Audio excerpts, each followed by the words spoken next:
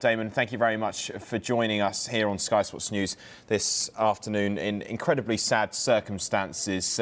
Just firstly, your reaction to this sad news.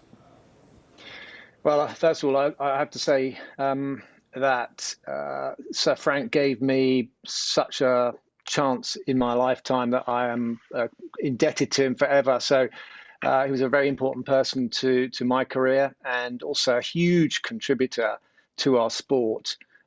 It wasn't such a surprise. He had been getting ill quite a lot. I mean, he'd fought absolutely, incredibly against his paralysis, which he'd had since 1986, and he quite often had infections and latterly was not too well. So it was not entirely a surprise to hear the news, but obviously it is incredibly upsetting for the family and for everyone who's finally received this news that he's lost. I mean, he was a fighter. He fought and won a lot of battles, so sadly, unfortunately, he didn't beat this one. Yeah, and I think that's what shines through with the tributes as well, Damon, that he was a fighter both in the sport and outside of it as well, and it seems that that was a part of the reason that he was such a success in Formula One. Oh, completely. I mean, it's a brutally competitive world, especially if you're running a team.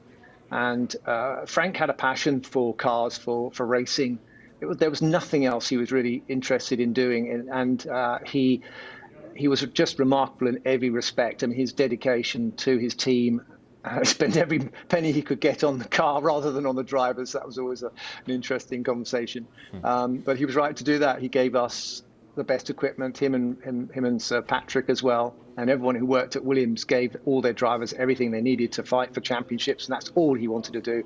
And his record will stand for a very long time. I mean, as an individual team owner, as a principal, as a team founder, there aren't many. Well, there won't be another one again, I don't think. Now the teams the nature of the sport has changed slightly. So the founder. So I would say the only person I could compare him to is probably to Enzo Ferrari. And he was as passionate about his cars and as dedicated to running a team and seeing his cars on the track and seeing racing. He loved Formula One and he loved racing. Yeah, and that just shows the stature of the man that we're talking about within this sport, Damon, as well. Is it hard to overestimate just how much influence he has had on making Formula One the sport that it is today? I think he epitomised something of the team owner competitor that I think he has left that standard, and I think that anyone who runs a team would like to aspire to his achievements and to his record. I think, as I said, I think it's a very tough one to try and beat. I mean, so many championships that they won, constructors' championships and drivers' championships, and they really did.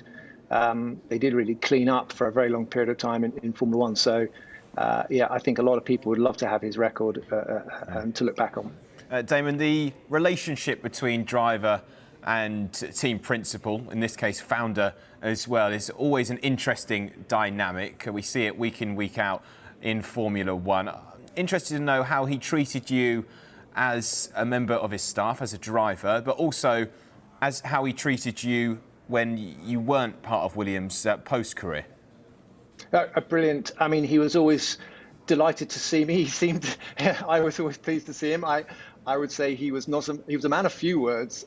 He could speak many languages, but he didn't really engage in idle gossip or time wasting conversation. So it was nearly always a very short conversation. But he was quite often had something cheeky to say, and I think he encouraged me when I signed for the team, and gave me the support I needed, knowing that I was new to Formula One and to that level anyway at Formula One.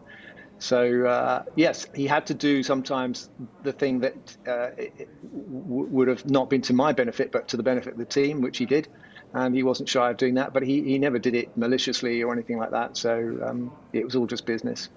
Yeah, and as we move on to this season as well, we're bound now, I'm sure, to see plenty of tributes for Sir Frank. Damon, what do you expect to see? And also, Just in regards to his legacy, what do you think will carry on within Williams, within that team that he founded, and within F1 in general? Well, he's a huge part of the history of the sport. The name carries on in the new team, and they I know are very proud to carry that name. And I think that they will. The new owners will be very keen to persist and remind everyone of their heritage that Frank passed down to them. So I don't know how long they will carry on, but the sport is looking very healthy. So I have a good feeling that Williams will be maybe back again at the sharp end sometime in the future. Damon, it's not easy coming on to talk about a subject like this so soon afterwards, so we really appreciate you joining us on Sky Sports News this afternoon.